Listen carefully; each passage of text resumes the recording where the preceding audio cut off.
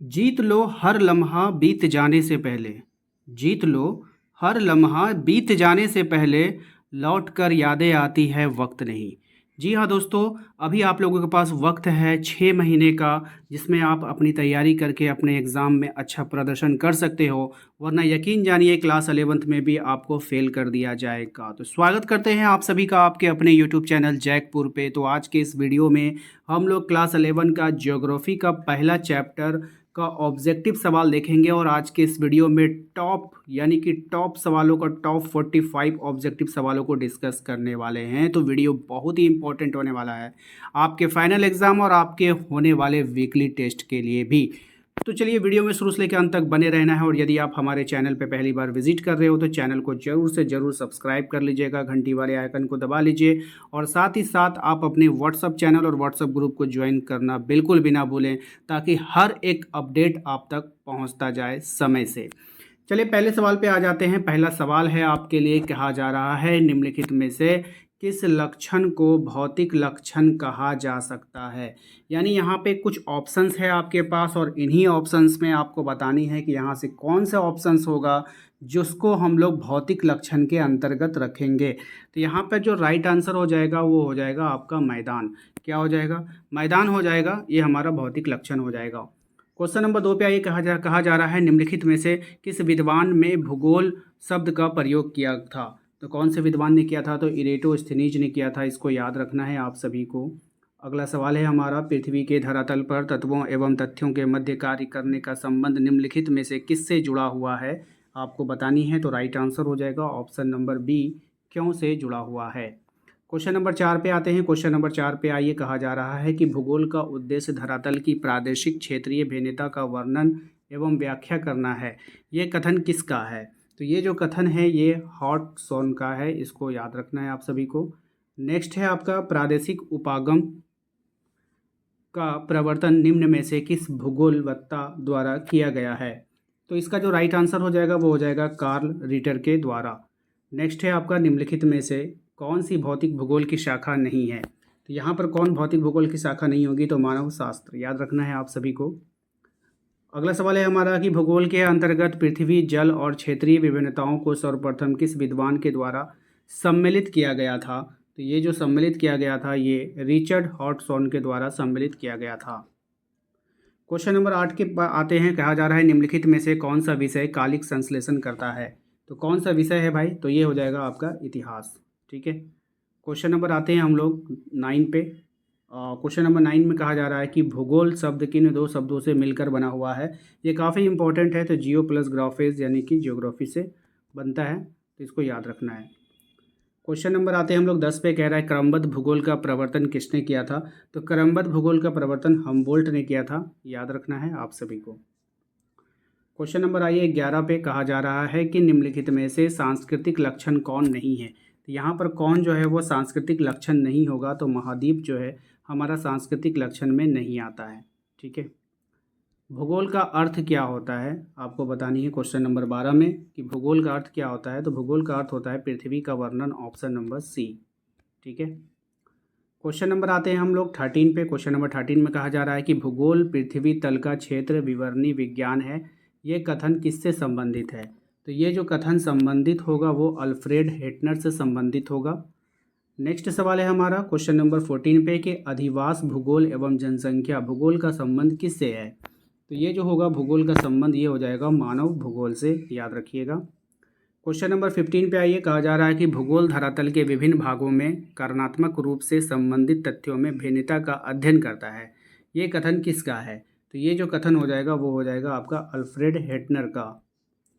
Question number आते हैं 16 में। कहा जा रहा है निम्नलिखित में से कौन मानव भूगोल की एक शाखा है। तो कौन होगा भाई मानव भूगोल की एक शाखा? तो हो जाएगा आपका आर्थिक भूगोल। ठीक है, अगला सवाल है हमारा क्वेश्चन नंबर 17 में। कहा जा रहा है निम्नलिखित में से भौतिक भूगोल का संबंध किससे है। तो भौतिक भूगोल का जो संबंध होगा वो हो जाएगा मृदा शास्त्र से। ठीक है, क्वेश्चन नंबर आते हैं 18 पे। निम्नलिखित में से कौन सा सांस्कृतिक तत्व नहीं है। तो कौन यहाँ पर सांस्कृतिक तत्व नहीं है ये आपको बतानी है। तो यहाँ पर जो सांस्कृतिक तत्व नहीं होगा वो हो जाएगा ऑप्शन डी, मैदान। ठीक है, किस भूगोलवत्ता को आधुनिक भूगोल का जनक कहा जाता है। तो किसको कहते हैं भाई हम लोग? तो हम लोग जो कहते हैं आदमी होगा अलेक्जेंडर वॉन हम्बोल्ट को। ठीक है, क्वेश्चन नंबर 20 पे आइए। कहा जा रहा है सर्वप्रथम विश्व का मानचित्र बनाने वाला भूगोलवेत्ता कौन है? तो सर्वप्रथम विश्व का जो मानचित्र किसने बनाया था? तो टॉलेमी ने बनाया था। याद रखिएगा, इंपॉर्टेंट रहेगा एग्जाम के लिए। नेक्स्ट है आपका भूगोलवेत्ता इरेटोस्थिनीज का संबंध किस देश से है? तो इनका जो संबंध है वो है आपका यूनान से, यानी ग्रीक से। इंपॉर्टेंट रहेगा आपके एग्जाम के लिए। ठीक है, क्वेश्चन नंबर 22 पे आइए। क्वेश्चन नंबर 22 में आपसे कहा जा रहा है निम्नलिखित विषयों में से कौन सा युग्म स्थानिक एवं कालिक विश्लेषण करता है? तो यहाँ पर जो आपका हो जाएगा राइट आंसर भूगोल तथा इतिहास। नेक्स्ट है आपका 23 में कहा जा रहा है निम्नलिखित में से कौन प्राकृतिक लक्षण नहीं है? तो कौन प्राकृतिक लक्षण नहीं है? तो सड़कें जो है वो प्राकृतिक लक्षण नहीं है, क्योंकि इसको बनाया जाता है। बाकी पर्वत, पठार, नदियाँ ये सब प्रकृति के द्वारा बनाई जाती है। अगला सवाल देखिए है हमारा कि निम्नलिखित में से किसे भौतिक लक्षण में शामिल किया जा सकता है? तो किसको भौतिक लक्षण में शामिल कर सकते हैं? तो हम लोग पठार को भौतिक लक्षण में शामिल कर सकते हैं। अगला सवाल है हमारा मैदानी क्षेत्र का प्रयोग सर्वप्रथम सर्वाधिक मात्रा में किस कार्य के लिए किया जाता है? तो इसका जो किया जाता है वो कृषि कार्य के लिए किया जाता है। क्वेश्चन नंबर आते हैं 26 में। 26 में कहा जा रहा है कि मानव ने निवास स्थल, भोजन, वस्त्र आदि को प्रभावित करने वाला सबसे महत्वपूर्ण कारक कौन सा है? तो इसका जो सबसे महत्वपूर्ण कारक हो जाएगा वो हो जाएगा जलवायु, ऑप्शन नंबर ए। निम्नलिखित में से GIS का विस्तारित रूप क्या होगा आपको बतानी है? तो इसका होगा geographical information system, option number B. Next आते हैं हम लोग क्वेश्चन नंबर 28 में। कहा जा रहा है कि बस्ती या अधिवास भूगोल एक शाखा निम्नलिखित में से कौन है? राइट आंसर हो जाएगा ऑप्शन नंबर सी, नगरीय भूगोल। ठीक है, क्वेश्चन नंबर आते हैं हम लोग 29 पे। कहा जा रहा है निम्नलिखित में से भौगोलिक अध्ययन का चतुर्थ आयाम क्या है? तो भौगोलिक अध्ययन का जो चतुर्थ आयाम होगा ऑप्शन नंबर हो जाएगा इसका डी। ठीक है, समय। अगला सवाल है हमारा जल विज्ञान के अंतर्गत किसका अध्ययन नहीं किया जाता है? तो जल विज्ञान का अगर हम लोग अध्ययन करेंगे तो किसका अध्ययन नहीं करेंगे? मैदान का नहीं करेंगे, बाकी समुद्र, नदी और झील जल विज्ञान के अंतर्गत आ जाता है। क्वेश्चन नंबर 31 पे ये कहा जा रहा है निम्नलिखित में से कौन भौतिक या प्राकृतिक भूगोल का संबंधित है? भौतिक और प्राकृतिक दोनों से संबंधित होना चाहिए।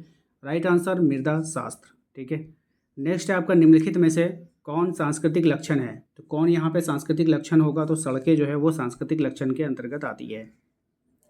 क्वेश्चन नंबर आते हैं हम लोग बाबू 33 पर। कहा जा रहा है कि निम्नलिखित में से कौन सामाजिक विज्ञान में सम्मिलित नहीं है?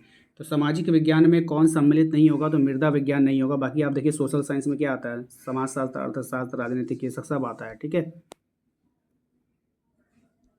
क्वेश्चन नंबर 34 मानव भूगोल में कौन शामिल नहीं है? तो मानव भूगोल में शामिल नहीं होगा खगोल की भूगोल। ठीक है, भूगोल काल एवं स्थान, भूगोल काल एवं स्थान के संदर्भ में किसे केंद्र मानकर अध्ययन करता है? तो ये जो मानेगा मानव को केंद्र मानकर अध्ययन करेगा। क्वेश्चन नंबर 36 पे ये कहा जा रहा है किसी एक तथ्य या पहलू का विश्व स्तर पर क्रमबद्ध अध्ययन क्या कहलाता है? तो ये जो कहलाएगा आपका क्रमबद्ध उपागम कहलाएगा। क्वेश्चन नंबर 37 कहा जा रहा है आर्थिक भूगोल के अंतर्गत निम्नलिखित में से किसका अध्ययन नहीं किया जाता है? तो आर्थिक भूगोल के अंतर्गत जो अध्ययन नहीं होगा तो वो मानसून का नहीं होगा। क्वेश्चन नंबर 38 पे आइए। कहा जा रहा है भूगोल को वैज्ञानिक विषय के रूप में प्रतिस्थापित करने का किसी प्रश्न का योगदान नहीं है। किस प्रश्न का योगदान नहीं होता है भूगोल में? राइट आंसर हो जाएगा ऑप्शन डी, कब। ठीक है, ये तो इतिहास का पार्ट है ना। नेक्स्ट, प्राकृतिक विज्ञान के अंतर्गत किसे सम्मिलित नहीं करेंगे? तो प्राकृतिक विज्ञान के अंतर्गत सम्मिलित नहीं करेंगे जनांकी को। ठीक है, क्वेश्चन नंबर आते हैं 14 पे। कहा जा रहा है कि मानव भूगोल के अंतर्गत निम्नलिखित में से किसे सम्मिलित किया जा सकता है? तो मानव भूगोल के अंतर्गत जो सम्मिलित होता है वो जनसंख्या एवं अधिवास भूगोल। क्वेश्चन नंबर 41 पे आइए। जल विज्ञान का संबंध निम्नलिखित में से किससे है? तो जल विज्ञान का जो संबंध होगा वो हो जाएगा समुद्र विज्ञान। ठीक है, भू सूचना तंत्र के अंतर्गत निम्नलिखित में से किसे सम्मिलित किया जा सकता है? तो भू सूचना अंतर्गत इनमें से सभी होगा, GIS, GPS, LIS। ठीक है, तो ऑप्शन डी इसका राइट आंसर होगा। क्वेश्चन नंबर 43 पे आइए। कहा जा रहा है कि जीव भूगोल के अंतर्गत किसे सम्मिलित नहीं कर सकते हैं? तो जीव भूगोल के अंतर्गत किसको सम्मिलित नहीं कर सकते? तो भू आकृति विज्ञान को सम्मिलित नहीं कर सकते हैं। ठीक है, नेक्स्ट देखते हैं 44 और 45। 44 में कहा जा रहा है खनिज संपदा की दृष्टि से कौन सा क्षेत्र संपन्न होता है? तो इसमें से कौन सा क्षेत्र जो है वो संपन्न होगा? तो वो हो जाएगा आपका पठारी क्षेत्र। 45 में पूछा गया है पर्यावरण भूगोल निम्नलिखित में से किससे संबंधित है? तो पर्यावरण भूगोल जो होगा वो आपका पर्यावरण विज्ञान से संबंधित होगा। तो आशा करते हैं आप लोगों को आज का ये वीडियो पसंद आया होगा। इस वीडियोस को एक बार आपने देख लिया, दूसरा बार स्पीडोमीटर लगा कर देखिए और 2-3 बार देखने के बाद आपको ऐसे ही याद हो जाएगा, आप हमसे पहले आंसर कर रहे होंगे। ठीक है, तो ज़्यादा आप लोगों को रटने की आवश्यकता नहीं है। यूट्यूब पर प्रैक्टिस इसी प्रकार किया जाता है कि एक बार डिटेल्स में देखिए, दूसरी बार स्पीड बढ़ा कर देखिए, तीसरी बार और स्पीड बढ़ा कर देखिए। एक वीडियो को 2-3 बार जब आप देखोगे तो आपका प्रैक्टिस खुद ब खुद हो जाएगा। तो चलिए मिलते हैं हम लोग अपने नेक्स्ट अगले वीडियो में। Thank you.